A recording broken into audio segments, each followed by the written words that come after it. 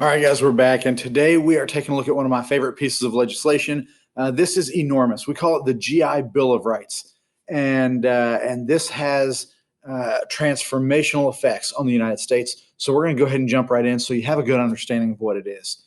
First, we have to recognize that after World War I, the United States did a terrible job of honoring its veterans. We didn't do a very good job of supporting them when they returned. They just got very, very little. In fact, I think they got around $60 when they returned from war. What we are going to do is in the post-World War II era is we feel like we owe our veterans much more. These guys that sacrificed some of the very best years of their lives, that undoubtedly underwent some serious psychological changes and had huge effects. We feel like we want to honor them. We want to respect the sacrifices that they made, and we want to set them up for success in the future. So the United States, in my opinion, does a really, really good thing, and they passed the GI Bill of Rights. I don't give the government a lot of credit for very many things, but this is one where they definitely deserve it. This is a way to say thank you for the troops for all that they've done. So with 16.5 million men returning home, here's what we're going to see. They are going to be given the opportunity to find a future after the military. And what that looks like is the GI Bill, first and foremost, it's going to pay for college or education beyond high school. So if you left after high school and didn't have the opportunity to go to college, it was either too expensive or maybe you just weren't ready, you hadn't decided, then this is going to pay for it. In addition to that, it will also pay for trade school. Not everybody wants to go to college. Not everybody's going to take that track. My grandfather went to war in World War II, and when he came back, he went through trade school, got that education paid for, and then started his own business. And so, for many, many people, it's going to kind of open up the door of secondary education in ways that had never really been seen before, post-secondary education. Higher education is now going to be available to like middle and lower classes, blue collar people in ways that it had never been accessible before. And it really becomes a value. We see that with the kind of next generation, the children of the World War II generation, this baby boom. And I've got a video on that as well. Feel free to check that out if you haven't seen it. But the baby boom generation is really pushed into college because it becomes widely recognized as education being kind of the silver bullet to kind of get and stay out of poverty. And so that kind of begins with this generation finally having access to it in large scale.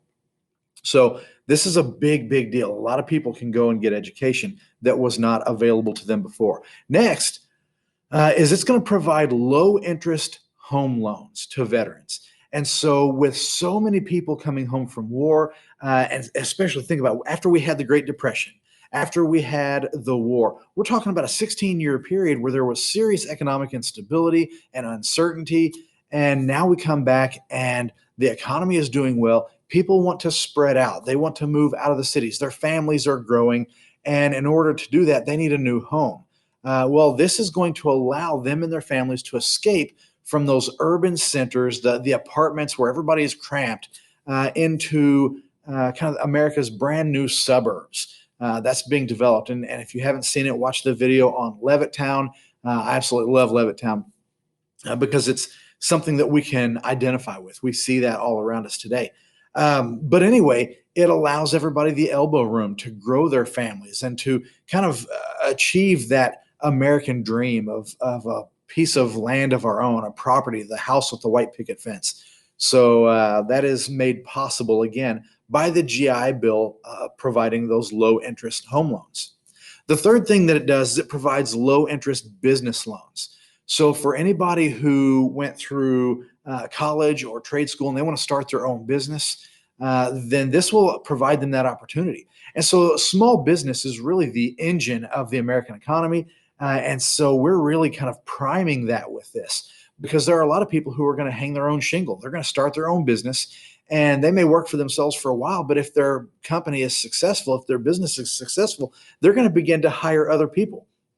They're going to hire other, my grandfather, again, a great example of that.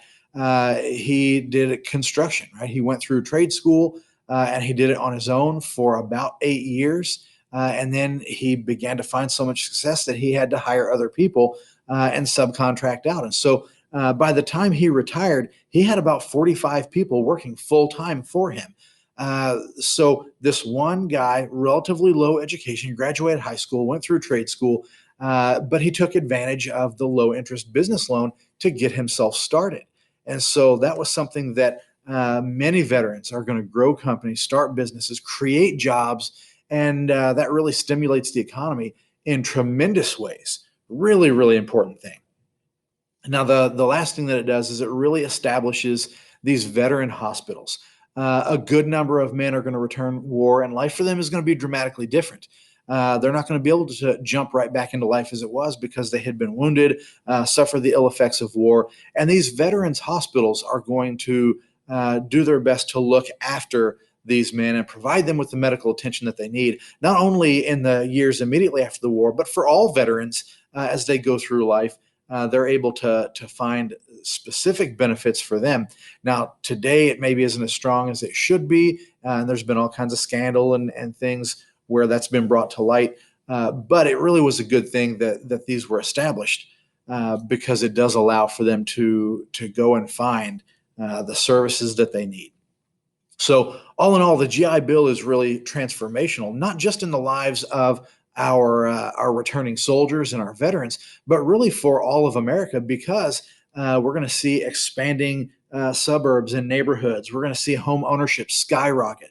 We're going to see education, post-secondary education, become a real value to people in this country and something that really gets pushed. There are all sorts of different benefits to this bill that are extremely long lasting. So hopefully you have a little bit better understanding of the GI Bill. Various versions of it have been passed throughout our history since then. And we continue to try to make sure that our veterans have what they need. But again, transformational bill for veterans and for America at large. Make sure that you like the video, subscribe, and leave me any comments. Love to hear from you, especially if you're a veteran that got to take advantage of some of those GI benefits. Let me know how that impacted you. Guys, thanks for watching. We'll catch you next time.